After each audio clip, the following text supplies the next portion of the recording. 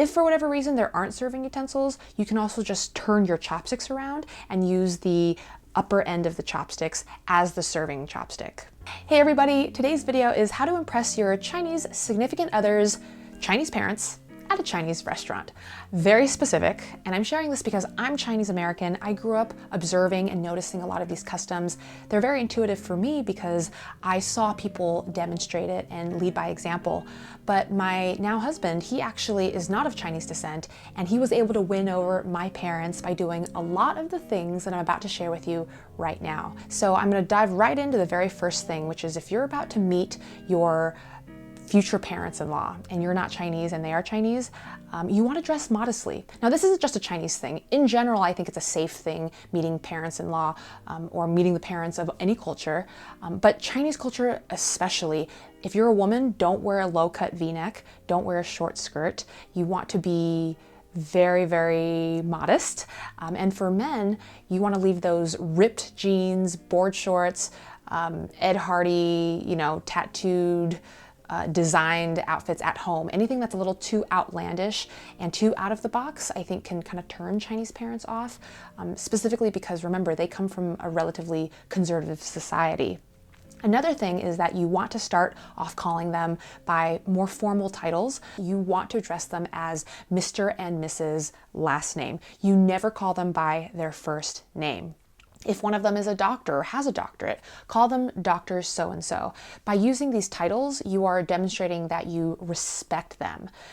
Many Chinese parents don't like being called by their first names. It's too casual, and it, as opposed to Western parents who sometimes like being called on a first name basis, that can be very informal and very casual, and that can create a sense of closeness in Western society. But in Eastern society, there is a lot more hierarchy there. And if you were to call someone by their first name, that would be very presumptive of you to try to elevate yourself to their level.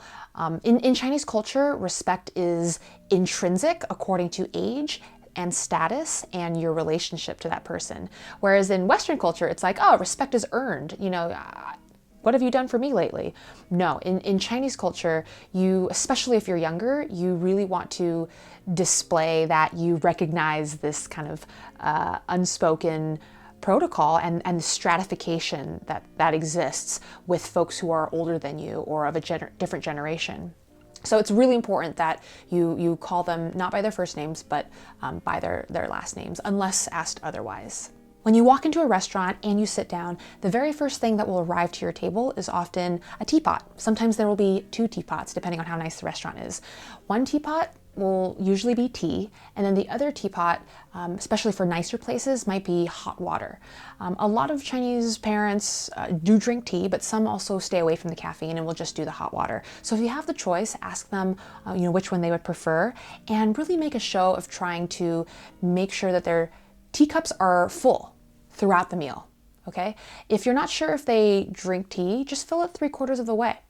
And if they don't end up drinking much of that tea, that's okay. You can just keep pouring it because it's not about the tea. You're not trying to encourage hydration here. What you're trying to do is you're just demonstrating and you're signaling that, you want them to be taken care of. So that was, one tip that I told my now husband, which is, just keep pouring tea throughout the meal because that is a language that Chinese parents understand, which is, this person is pouring tea for me, this person respects me.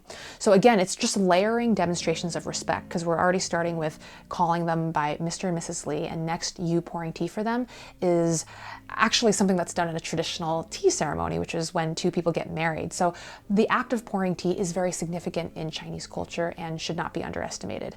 Throughout the meal, anytime someone is drinking and the water levels go down or the liquid levels go down, make sure that you are pouring and replenishing their teacup. Now, when tea is being poured for you, you want to tap the table lightly with your index finger. And that's because it's a sign of gratitude. It's how you say thank you when someone is pouring tea for you. This comes from this ancient Chinese legend of an emperor who liked to explore town in disguises, and he would go incognito. But because he was the emperor, he had to have henchmen, bodyguards, kind of an entourage with him. But in public, the emperor himself would pour tea for all of his fellow palace guards.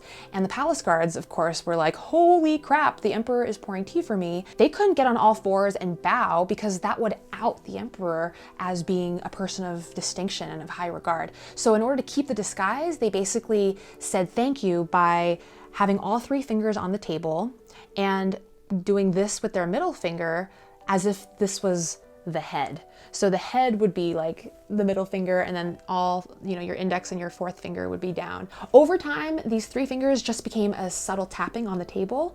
If you go to Chinese restaurants and you see tea being poured, I challenge you to go watch and see what people are doing. You'll notice a frequent tapping. So whenever tea is being poured for you, just tap on the table lightly next to the teacup. Now after the tea, it's time for the food. And in Chinese restaurants, dishes are served family style. It's all communal, and there are serving utensils, and everyone kind of helps each other. Now, the most important thing is you don't want to serve yourself first. You want to serve either your significant other or her parents first. There are two schools of thought. Some parents like seeing a future son or daughter-in-law serving the partner first because it means, this guy takes care of my daughter. So some parents like that. But the other school of thought is that the parents are still the most respected and the most esteemed and oldest folks at the table, so you serve them first, even before your partner. Either way works. Another school of thought is just to go by absolute age. So if grandparents are at the table, you can serve them first too. In fact, you can kind of do one for the first serving, and then later in the meal for another dish, you can do the parents first. And then for the third dish, you can go back to serving your girlfriend or your boyfriend first. The most important thing and the bottom line is you don't want to serve yourself first. You want to serve others around you first before you put food on your own plate. You also want to use the serving utensils that are provided. If for whatever reason there aren't serving utensils, you can also just turn your chopsticks around and use the upper end of the chopsticks as the serving chopstick. Now, another bit of etiquette for Chinese dining in general is that when you are serving yourself or others, you want to grab the pieces of food that's closest to you. You don't want to be sorting through it and picking through it and looking for the choicest piece. You just want to go with whatever is nearest. So as you're eating and you're serving other people, you might notice that they are trying to do the same thing with you and they're putting food on your plate. It's really common for the non-Chinese person to get lots of attention and lots of love in the form of everybody putting food on their plate, okay? Now, if you are super full, you obviously don't have to eat it, don't stuff it down, but you also don't want to reject food. And the most important thing is you don't want to reject it because it's seen as very rude. If the food is coming towards your plate and you don't plan on eating it and you don't have any room for it, just leave it on the plate. Just let it heap up. Let it build up, but whatever you do, if the food is coming towards you, don't be like, no. Now it's time for the absolute ninja pro move, and that is footing the bill before the bill even gets to the table.